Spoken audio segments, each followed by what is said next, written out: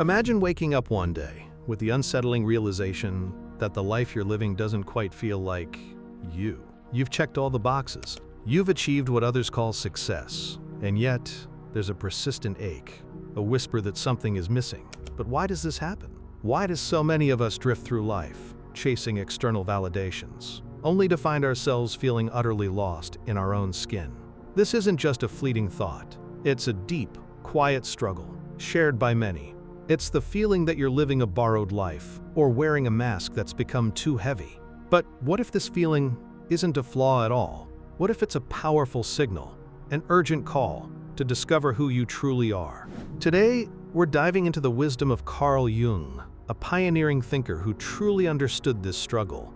Jung believed that true life, a life of meaning and wholeness, only truly begins when you dare to find yourself. We'll explore why we lose touch with our authentic selves, how society pulls us away, and what it means to find yourself. Because, it's not a destination, it's a lifelong process. So stay with me, because Jung's insights can really shift how you see yourself and how you live your entire life. Where do we begin on this journey of self-discovery? Carl Jung suggests we start by looking at the very first layer we present to the world, what he called the persona. Think of the persona as the mask you wear, the role you play in social situations. It's not fake, but it's not the entire you. Consider your own life for a moment. At work, you adopt a professional demeanor. You speak and act differently, focusing on productivity. Is that how you act with friends? Or when you're alone? Probably not, right? The person at work, with family, or at a party, these are all different personas. We develop them naturally, almost instinctively, from a young age. So why do we do this? Well, the persona is incredibly useful. It helps us navigate the social world. It allows us to belong, to find acceptance, and to feel safe. If you're a doctor, for instance, society expects you to act calm and knowledgeable. As a student, diligent and respectful. Wearing the appropriate persona, it just makes life smoother, right? Helping you get along or, avoid awkward situations. The problem arises when we believe the persona is our entire self. Imagine wearing a mask so long you forget your real face. This is where the feeling of being disconnected or living a borrowed life often comes from. You might have a life that looks perfect, a great job, a nice house, a happy relationship, but inside, you feel a hollowness, a sense you're playing a part not truly yours. This happens because we often internalize values and expectations from family, from culture, and from society. We learn what's considered good, successful, or acceptable, and we strive to embody those traits, even if they don't resonate with who we are deep down. Perhaps you were told you should be a lawyer, or that success means money, or that a good person always puts others first. You might adopt these ideas, building a persona, only to find they just don't align with your deepest desires or your genuine personality.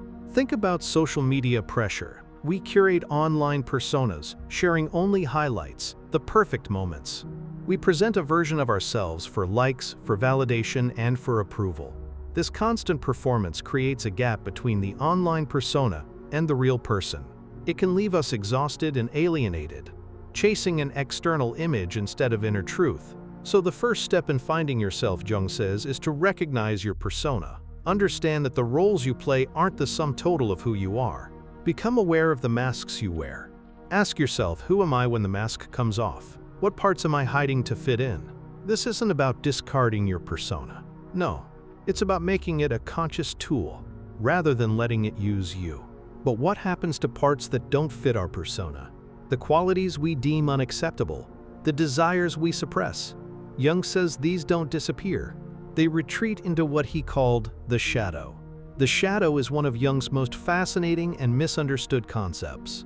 It's not just the bad parts, no. It's everything we've disowned. It's the dark, hidden, repressed side of our personality. Imagine a closet where you shove things you don't want anyone to see. Old clothes, dusty boxes.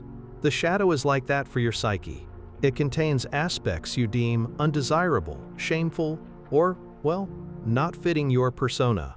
This could be anger, jealousy, laziness, selfishness, but also creativity, spontaneity, or power you've been taught to suppress. Why do we create a shadow? From a young age, we learn what is acceptable and what isn't. When we express anger as a child, we might be told it's bad. If we're too loud or too quiet, assertive or passive, emotional or detached, we receive messages about what parts of us are okay. To gain love and approval, we push these unacceptable traits into the shadow. We pretend they don't exist, even to ourselves. But the shadow doesn't just sit there. It powerfully influences our lives, often unconsciously. Think about reacting strongly to something minor, like an outburst of anger or intense envy. Often these are hints your shadow is at play. The more you repress, the more forcefully it tries to emerge. One of the most common ways the shadow makes itself known is through projection. This is when we see our disowned qualities in others. Have you met someone who instantly irritates you? Or a person you label as arrogant or lazy, even when others don't see them that way? Often, these strong negative reactions are a sign you are projecting your shadow. The traits you find most annoying in others might be the qualities you've suppressed within yourself. For example, if you criticize others for being selfish, it might be because you have a suppressed desire to prioritize your own needs. But you've judged that desire as selfish. Jung believed ignoring the shadow is detrimental to our well-being and our ability to find ourselves. It drains energy, limits potential, and can lead to irrational behaviors. If you don't acknowledge your capacity for anger, it might erupt uncontrollably. If you deny your desire for power, you might sabotage your own success. The shadow also contains powerful, positive energies. Perhaps you've suppressed creativity because it wasn't seen as practical, or assertiveness because it was labeled, quote, aggressive. These unlived potentials sit in your shadow, waiting to be rediscovered. Denying these parts means losing vitality and authenticity. So the second step in finding yourself is to acknowledge and explore your shadow. This isn't about becoming bad or giving in to destructive impulses. It's about bravely looking at these hidden aspects, understanding why they were repressed, and integrating them into your conscious awareness. It's about recognizing you are a complex being, capable of both light and dark, and true wholeness embraces all of it. This process is often uncomfortable, even frightening, because it challenges our self-image, but it's a necessary step towards reclaiming your full power and authenticity. Once we understand the masks we wear and peer into our shadow, we're ready for Jung's crucial process, integration. This isn't just awareness, it's actively bringing separated parts together, making the unconscious conscious. Think of it like assembling a puzzle. You've identified pieces, like your persona, which is the frame you present, and your shadow, those jumbled, dark pieces. Integration is the slow process of fitting those pieces together to form a complete picture. It means acknowledging that the arrogant part you project, or the lazy part you judge, or even that selfish desire you harbor, well, those are all parts of *U. Now, this doesn't mean you become arrogant or selfish. Instead, you're acknowledging the potential for these traits within yourself. For example, recognizing your capacity for anger allows you to understand its triggers, channel that energy constructively, or choose a calmer response, rather than having it burst out unexpectedly. Or, if you realize you've suppressed a desire for recognition, well, integration means exploring healthy ways to achieve that, rather than letting it fester into envy. This process, it's uncomfortable. It really means confronting aspects you've judged, or even feared. You might feel guilty, selfish, or harsh. But remember, this is part of the deconstruction. It takes courage to look honestly at your flaws, your vulnerabilities, and those unlived potentials. It means dismantling the false security your persona and repressed shadow once provided. But this discomfort? This is a sign of growth, a shedding of old skins to reveal a more authentic you. Jung believed the ego, our conscious mind, our sense of I, plays a vital role here. The ego can sometimes become too rigid, too attached to the persona, and perhaps even afraid of the shadow. Integration, though, expands the ego's awareness, incorporating more unconscious material. It learns to tolerate ambiguity, to hold contradictions, and to accept the full spectrum of human experience. So instead of being narrow, the ego becomes flexible and encompassing, able to manage the richness of the total psyche. A key part of integration is engaging with your unconscious. This could involve paying attention to dreams. Jung, for example, saw them as messages revealing shadow aspects, or even guiding us toward wholeness. It could also involve creative expression, things like art or writing, allowing unconscious material to surface, and deep self-reflection, journaling, or honest conversations. Those are powerful tools too. Consider someone, for instance, who's always overly accommodating, putting others' needs first, even to exhaustion, believing this makes them good. Now, their shadow might contain an unacknowledged desire for boundaries, or perhaps some healthy selfishness. Integration for them means recognizing that part, not by suddenly becoming selfish, no, but by learning to say no, to prioritize their well-being, and to assert their needs in a balanced way. This isn't about becoming a different person, you see. It's about becoming a more complete and authentic version of who they already are. Integration isn't a one-time event, it's an ongoing journey. And as we grow, new aspects of our persona and shadow might emerge. It's a dynamic process of continually becoming more aware, more accepting, and more whole. When we engage in this, well, we stop being driven by unconscious forces and start living with greater intention and authenticity. If persona is the mask and shadow the hidden closet, then archetypes, well, they're like fundamental blueprints within the collective human mind. They aren't specific images, but rather inherited ways of responding to the world, forming certain images and concepts. Jung believed these archetypes reside in the collective unconscious, a deeper layer of the unconscious mind shared by all humanity, inherited across generations. Think of archetypes as universal stories or characters found in myths, fairy tales, religions, and dreams across all cultures and times. For example, almost every culture has stories about a hero who journeys, faces trials, and returns transformed. This isn't a coincidence. The hero archetype is a fundamental pattern. We all have the potential to embody the hero, facing challenges and striving for growth.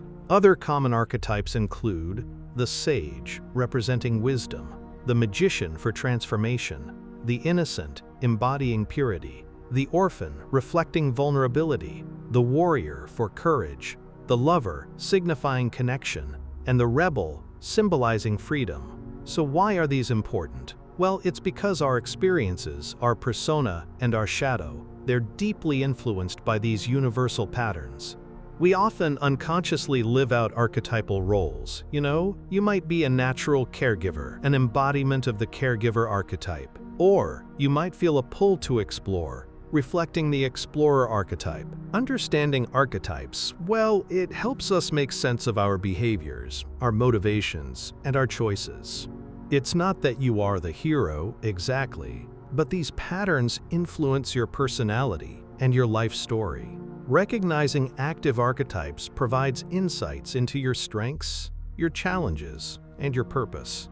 For example, if you consistently advocate for justice, you might be strongly connected to the warrior archetype. And if you're constantly seeking deeper meaning, well, the sage archetype might be dominant for you. These archetypes aren't rigid boxes, you see. They're more like lenses to understand the universal human experience playing out in our unique lives. Archetypes can also show up in our relationships too. We might project archetypal roles onto others, seeing someone as a tyrant or a savior. But understanding these projections, that really helps us form healthier relationships. Now, recognizing archetypal patterns within yourself, and even in the world around you, it's like learning a secret language, one that really illuminates the human experience. It helps you see that your personal journey isn't isolated. No, instead, it's part of a much larger human story. And it connects you to a vast reservoir of wisdom, helping you understand why certain stories resonate, or why challenges sometimes feel so universal.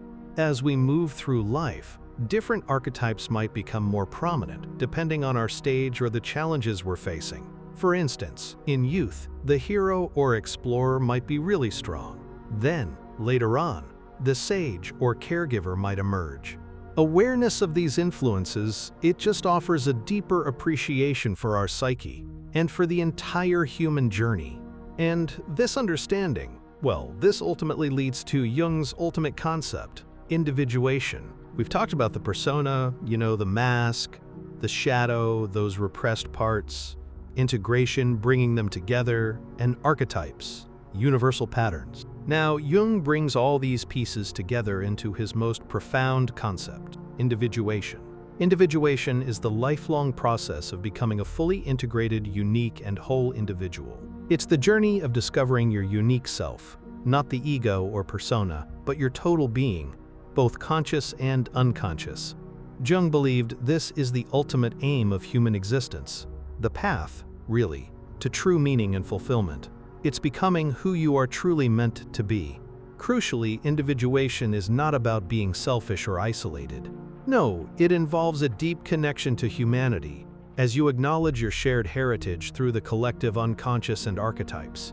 It's about fulfilling your unique potential within that larger context, becoming more whole, not less connected. When you're born, you are full of potential. But as you grow, society shapes you, pushing you to develop a persona and suppress parts into your shadow. Individuation, well, it reverses this. It's consciously reclaiming lost parts, not to conform, but to become authentically you. This journey, it requires courage. It means looking deeply at yourself, including parts you don't like. It means questioning societal norms and expectations, and discerning what truly belongs to you versus what you've simply adopted. It's a continuous process of shedding layers that aren't truly yours, and embracing the authentic self underneath. At the heart of individuation is the self. Now, for Jung, the self is not the ego, the conscious mind's center. No, the self is the center of the entire psyche, encompassing both conscious and unconscious elements. It's the guiding force, that inner compass that directs us toward wholeness and meaning.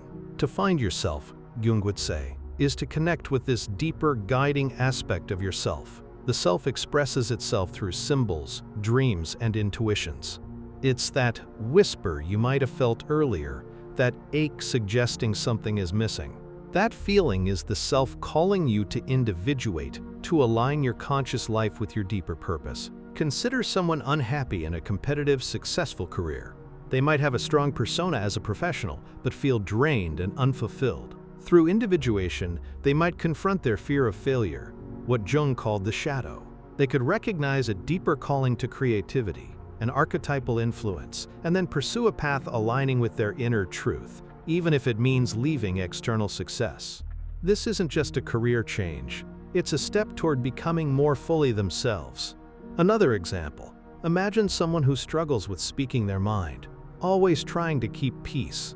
Their shadow might contain repressed anger or a desire for self-assertion.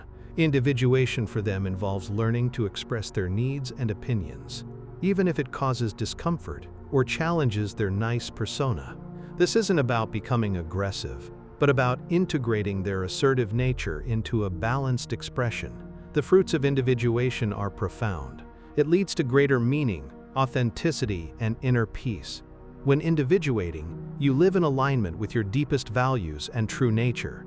You become more resilient, rooted in your whole self, not just a fragile persona. You experience purpose and connection, not from external goals, but from living truthfully within. This is why Jung said, life truly begins when you find yourself. He didn't mean life only starts when you reach a perfect state. He meant true life, a life of profound meaning, begins the moment you consciously embark on this journey of self-discovery, this journey of individuation. It's a path that never ends, a continuous process of unfolding and realizing your full potential.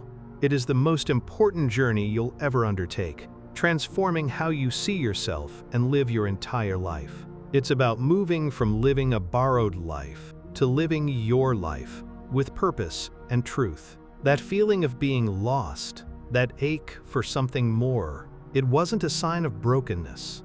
It was the call of your deeper self, yearning for integration, for wholeness, for you to step into your full self. You were never lost. You've always been here. The self you seek has been within you, waiting to be remembered, waiting for you to embrace its complexities, its light and shadow, and its universal connections. This journey isn't about finding something external.